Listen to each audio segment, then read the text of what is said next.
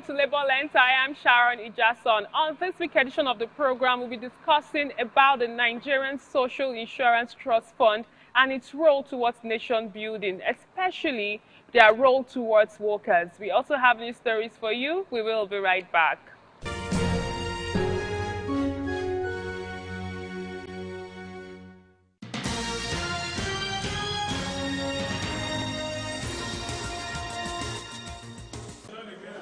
The Nigerian Labour Congress (NLC) is taking another step towards ensuring that workers across Nigeria benefit from the 2024 National Minimum Wage Act. The two-day workshop with the theme Strategies for Effective Implementation of the National Minimum Wage Act brings union members and employers together to discuss tools and information needed to enforce the new wage structure. The effort of the national to get a new minimum wage would amount to nothing if people who will be directly involved in the implementation at the state level are not equipped with the necessary knowledge, information, and experiences. And so that's why we are supporting this activity. We want to thank the leadership for thinking about this, and we hope that in these 2 days it will be worth our while. It's a long walk to freedom. President of NLC Joe Ajero stressed that the union's role does not end with negotiation for the minimum wage, but extends to ensuring its full implementation. Even when you cage labor, I would say we are not doing anything. Any day people come out from their house, they don't have food to eat. They will say, today we are going out, if we die, we die. That is not what this country needs. There should be people who will be interfacing between the common man, as you rightly pointed out, and the state, who will tell them how people are feeling, who will tell them the impact of certain policies, to the people. And the way Naira is going down now, I'm not sure any Nigerian is happy over it. The way foodstuff, is getting high, I'm not sure anybody. People are eating lizard as the easiest source of protein. People are using mango leaves as vegetable today. So is that what we're supposed to do with the whole endowment we have in this country? We are waiting for the template for the consequential adjustment table, and some of the states will still have work to do, because we have seen some of the state governments that are already complaining that they might not be able to meet up with 70,000, some of the private sector, but it has not become a law in the country that any employer of labor, either the state, the federal, or the private sector, if you are not paying, you risk going to jail, because if you are not paying, that means you are against the law of the country.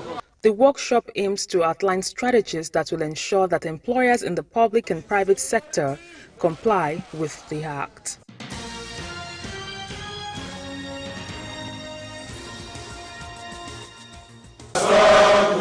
The Dockworkers Celebration is a tribute to the essential contributions dockworkers make to the maritime industry.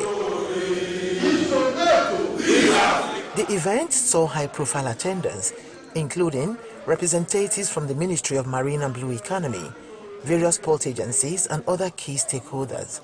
Speakers throughout the event underscored the vital role dockworkers play in facilitating international trade. Your dedication to the cause of the industry ensures the seamless operations of our ports and the steady flow of goods essential for national trade and prosperity. By facilitating smooth handling of cargo, you are instrumental to boosting international trade, contributing significantly to the Nigerian's GDP and attracting foreign investment. That is one other good side of port reform. They are getting the very best, but they aren't there yet. There is still a lot that needs to be done, particularly in terms of their training, exposure, and remuneration. Emphasis was placed on the importance of continuous training and prioritizing investments in the welfare of dock workers to ensure their efficiency. We need to enhance their welfare, and we should continue to invest in their training and in safety standards to ensure that their productivity improves and that our port is made more and more competitive. It is important that we pay a lot of attention to their welfare services, to their training, how we can, actually improve their working conditions, how we can improve, how they do their work and make it a seamless process for them. If you don't train me, how do I perform? How do I work? And they have gotten an opportunity to train us to a standard where we are today. So ours is to make sure that this training, this will expand it, not only the headman, including the poor workers at the various terminals. The Shipping Correspondents Association of Nigeria was applauded for championing the interests of dock workers and fostering greater collaboration within the maritime sector. On the profile interview segment this week, I'll be speaking with the Managing Director of the Nigerian Social Insurance Trust Fund, NSITF. He explains to us the role of NSITF towards nation building while expatiating on some of the key roles, which are preventive measures, rehabilitation, and also compensation of workers that might have been injured. It's good to have you on the program. Thank you. And congratulations on your appointment as the Managing Director of NSITF. It's less than 3 months and a lot has been happening in your sector already. The one I was part of was the collaboration with stakeholders. I wouldn't know if you would like to give us feedback on what has transpired after that meeting. You were at the retreat in Lagos, where we gathered our critical stakeholders, the members of the National Assembly, specifically the committees that supervise and undertake oversight activities of ours. That's the House Committee on Labor and Productivity and the Senate Committee on Labor and Productivity. And that exercise was undertaken with a bid for us to engage much more deeply, for them to understand some of the things we do, so that they are able to then provide one, effective oversight, and of course give us the required support that we need to undertake our mandate effectively. And it was a worthwhile experience from both sides, if I may say so. I think one of the most rewarding feedback that I got was the statement from 1 or 2 honorable members that were keen to then take us to their respective constituencies for us to better explain the benefits of the employee compensation scheme to their members of their constituency. And I thought that if it kind of showed me that what we intended was achieved, because we had educated them much more deeply as to the benefits, and they saw those benefits, they understood it, and they wished for their members to also understand it in that light. And so that was a good one from that. Are there any plans by NSITF to ensure that it's not just the public and private sector workers that are aware of the benefits of being part of NSITF by contributing their own quota to the system? What is the plan of NSITF towards capturing informal workers? In my view, the informal sector are part of the private sector. So from our perspective, there's the public sector, which comprises the federal government, state government, local government employees, and then there's the private sectors, which is everybody that is not part of that public sector setup. So an informal sector will be part of that. So within that informal sector, within that private sector is the informal sector, which in our estimation is the most critical element of that private sector, because when you look at the workforce, Nigerian workforce, the informal sector constitutes almost 70% of that setup.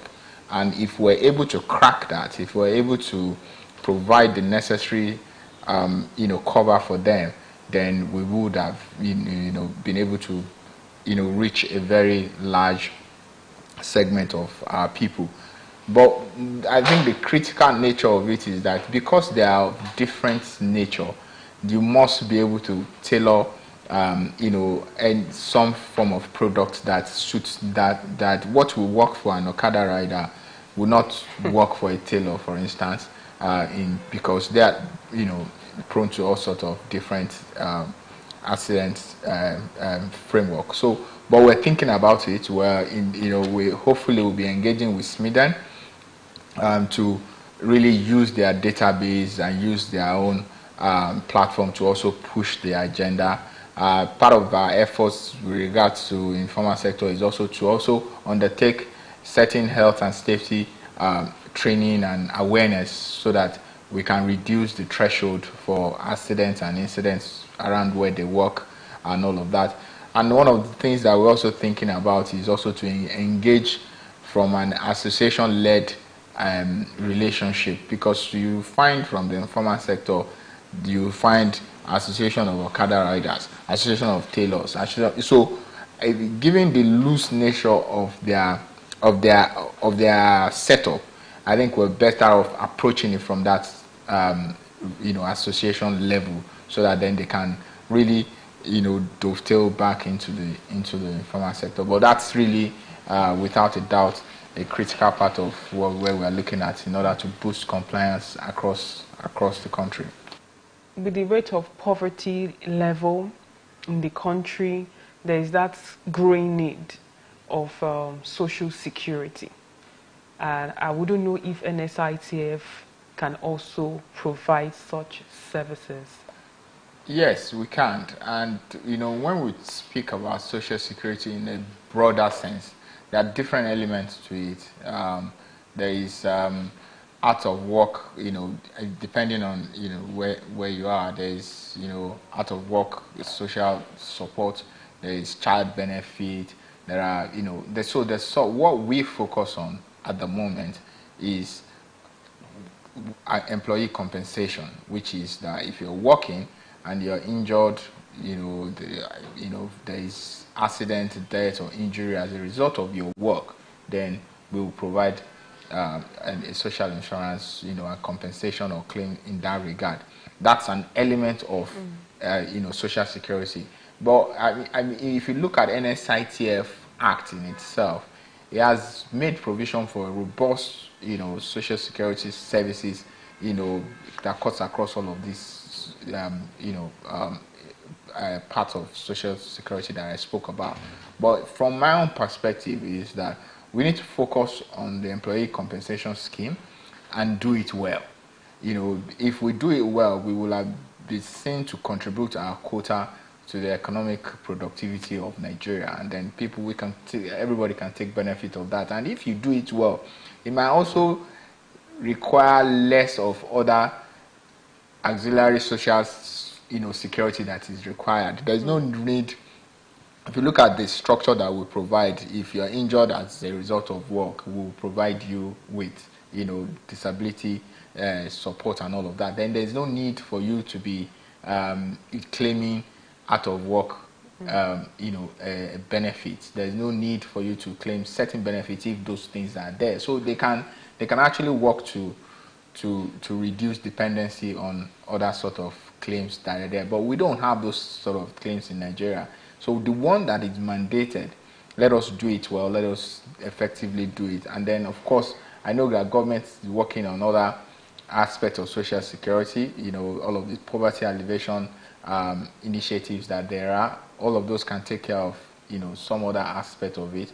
But for those that are working and contributing to the productivity, I think this is an important social safety net for them. Translate to about 130,000 employees. We paid billions in compensation. In terms of health and safety, we've trained over 25,000 employers in terms of health and safety initiatives. But that's a far cry from where we want to be. If you understand that all of the public sector, with the exception of the Nigerian military, or the Nigerian Armed Forces are supposed to be, subscribers to this, then you understand that it's a far cry. If you understand that all of the state governments, all of the local governments, every employer of labor above 5, anybody that employs above 5 employees are supposed to be subscribers. So your tailors with 5, tailors in the office, your fashion designer with 10 people, everybody is supposed to be. So it's really a far cry from where we want to be. But I think that one of the mitigating or militating factor against that is lack of awareness.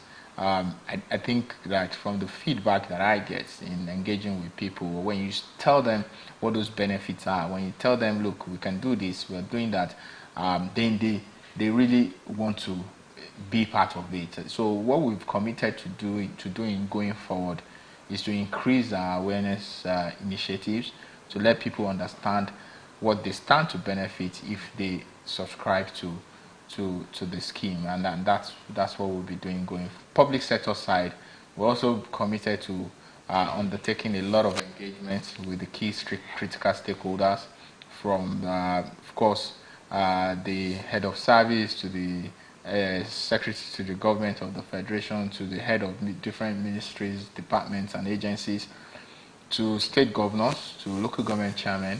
We'll be reaching out to not necessarily but to show what the benefits are. And I think in a very simple term, from the micro and macro level, is that whatever we do does have an impact on productivity of the community, of the states, and of the nation. And it's a win-win for everybody. So we hope to be making that point aggressively. Talking about implications, you spoke very well about the implications of more subscribers coming on board to join NSITF.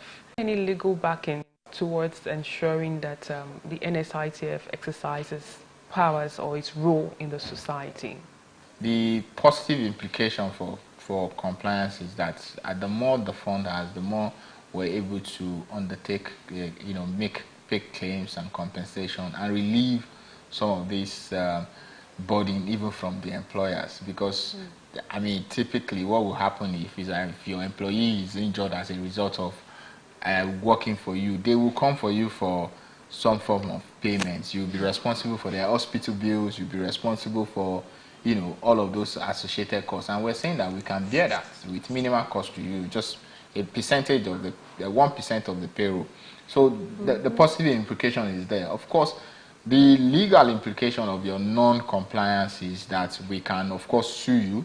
We can claim those payments, in arrears, and because we have the power to inspect your books, we have the power to enter into your premises, and and look at your books and determine whether you are paying the appropriate amount. And of course, there is incarceration, that goes with that if any person or director, is found to be, willfully disobeying the law.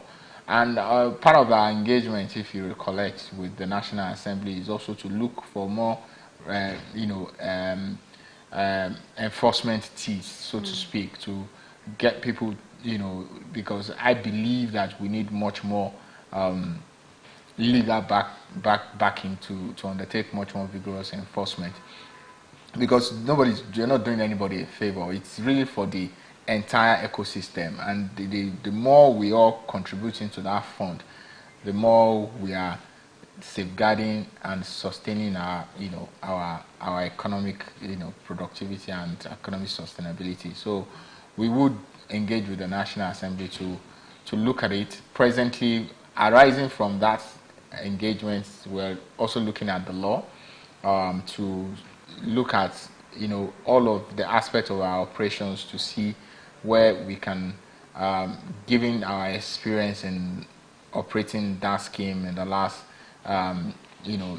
decade, to see what we need to do to then amend the law to bring it to reality. And part of that will be robust enforcement of the law, and the mechanisms to do that. Is there any case you'd like to share with us that probably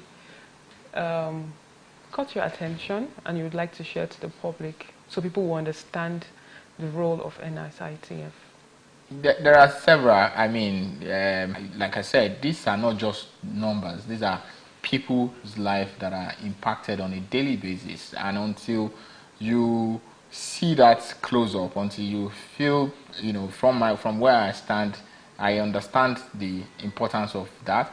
And then we will hear from people that are benefiting from that. You will know that the work that we do here can be impactful to people. I make particular reference to the video that I saw at the retreat about a couple of people, but there was one particular one that resonated with me about a woman that has lost her husband. Their husband was killed and while going to work early in the morning, and I mean that the experience, the killing itself was, of course, the fact was traumatizing, but I think it was the effect of this, compensations that came with it, and the, continuous compensation that she gets to, get her body and soul together, send her family to school, was touching. And that's when it dawned on me that, look, we're doing, something good, and we can do more if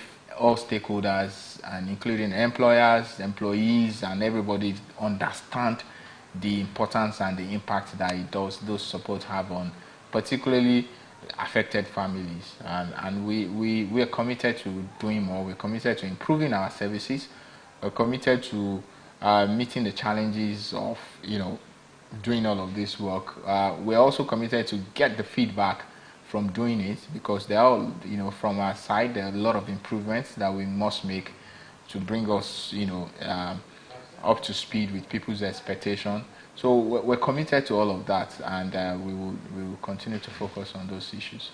So finally, what should subscribers be expecting from NSITF, and those that are also willing to subscribe, what should be their expectations from you, maybe in the next 2 years? Yes, so I mean, from an expectation angle is for us, we want to be an organization that is easily accessible, so to speak. We want to make our processes much more nimble, much more user-friendly, such that people are able to come to us, interact with our platform in a much more easy way. So in that regard, part of our initiative is to digitalize some of our operations such that you don't have to stress whenever you engage with us.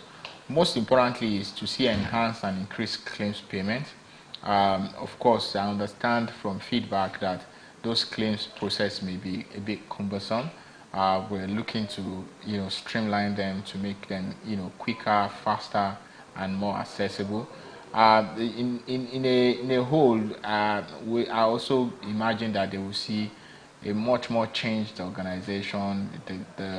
The culture will be much more private sector driven, given that yes, a large percentage of our activities will be undertaking interfacing with the private sector, either informal sector, either the established formal sectors, and all of that. So we want to have an organization that is dynamic enough to interact both with the public and the private sector, using cutting edge technology to do that, and basically see an organization that they can be proud to associate with, and we're committed to taking this organization to that level. Thank you very much for your time. Thank you very much. Thank you for having me. And that's all we can take on today's edition of the program. Join us next week for a fresh edition of the show. I am Sharon Ijason. Thanks for watching, and remember that labor creates wealth.